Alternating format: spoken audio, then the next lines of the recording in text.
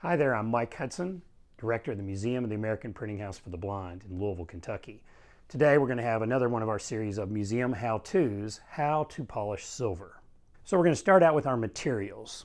First we're going to need a little foam. I'm going to put that down into our sink, kind of line it with it, so that as we're working with our piece of silver, if we happen to bang it against the sides of the sink, we won't scratch it. Then every time that we're going to be dealing with silver or any metals, we want to wear our nitrile gloves. Avoid latex. Some people have allergies. Then we've got some basic materials. We're going to need lots of nice, clean, soft cloths. We're going to need a silver polish. I recommend a silver foam like Haggerty's or Goddard's. I'm using Wright Silver Cream, but these silver foams are very mild, not very abrasive. We're going to need some denatured alcohol later for cleaning, a blow dryer, I'll explain that later, some cotton swabs with the wooden sticks on them, kind of like they use, these are medical grade, and then we're going to need some nice soft stencil brushes.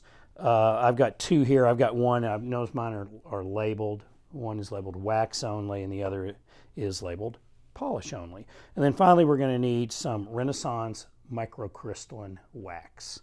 And you can get all of these materials either from your local hardware store or from a archival supply company like Gaylord. So let's start. Now we are working today with a trophy from the Kentucky School for the Blind. This was a track and field trophy that they won in 1913.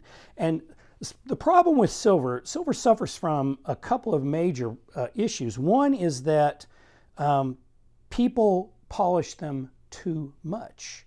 And when you polish them too much, that can, especially if you've got a piece like this that's silver plated, it's not actually all silver, it's just got a thin coating of silver on the outside, you can polish right through that outer coating of silver. The other one is other problem is what this one is suffering from, which is not enough love. And so it's been sitting in storage for a long time, and as you can see, the tarnish is pretty thick. Now, tarnish is a result of a reaction of basically just the atmosphere with the silver, oxygen in the atmosphere with the silver, you get silver oxide. And so that's what tarnish actually is. And so the polishing process is just removing the tarnish.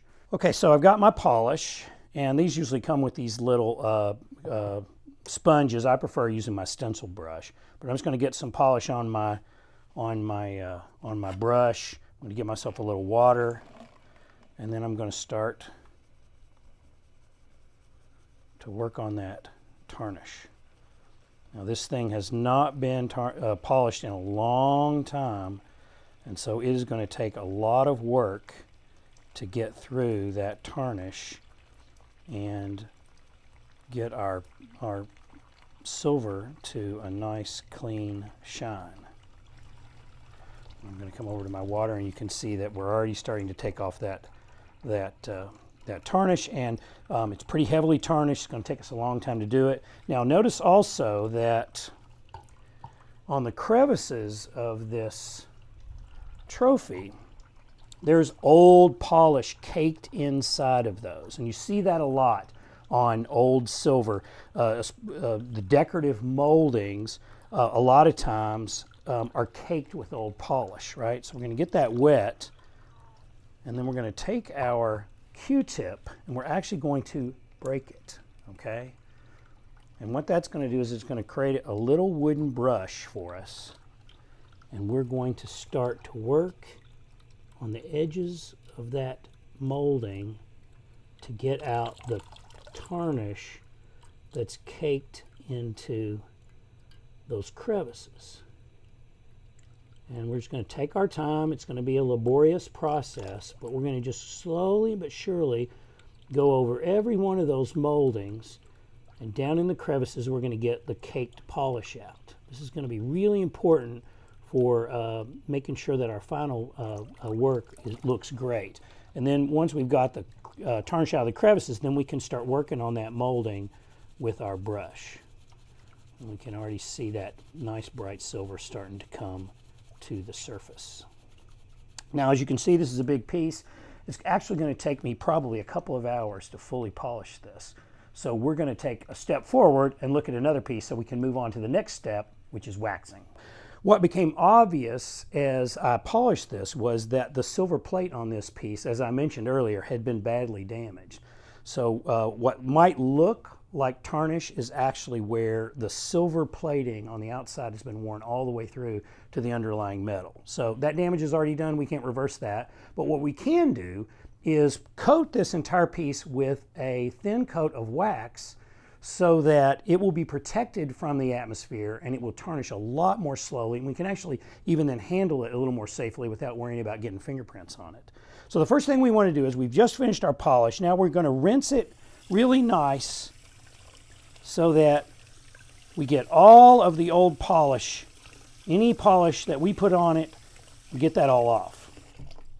Now we're going to go to our cloths and we're going to dry this thing out really carefully but really thoroughly so that we get as much of the water off as we can. We don't want any water left on it. Once we've got it as dry as we can that way, now we're going to go to our denatured alcohol.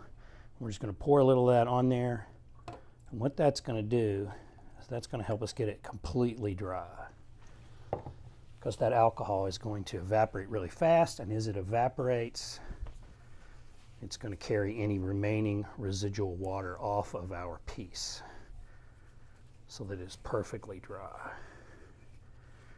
And that alcohol will evaporate really fast. It's really cold on your hands.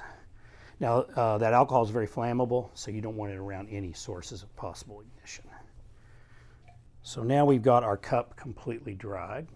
Now we're going to go to our blow dryer, and I told you I would tell you what we were going to use that for, but wax works really better when it's warm. So we're going to... So our blow dryer both warmed our piece up. It also helped me to find a couple last little spots of water and get all the water off of it. Now we're going to take our microcrystalline wax. We're going to take our brush, and now that our cup is warm, the wax will flow onto it very nicely. Now we want to make sure, and this is very important, that if we're going to wax our piece, we want to make sure that we cover every spot on the cup, inside and out. And the wax is flowing on really nicely here because our cup is nice and warm from our blow dryer. But we want to make sure we get every spot covered, because if we miss a spot, that spot that we miss, including underneath the cup, that spot that we miss is going to actually, it will corrode, or it will react to the oxygen in the air at an accelerated rate. So we're going to take our time and kind of go over this completely so that every spot on it has been waxed. Now, once that we're done with that, we're going to take our soft cloths, not the ones that we used to dry it with, but some clean ones, and we're going to buff it. And at any point in time, if you feel like the wax has gotten hard again, you can hit the cup again with the blow dryer. Get it nice and warm, and that way the wax will work much better when it's warm.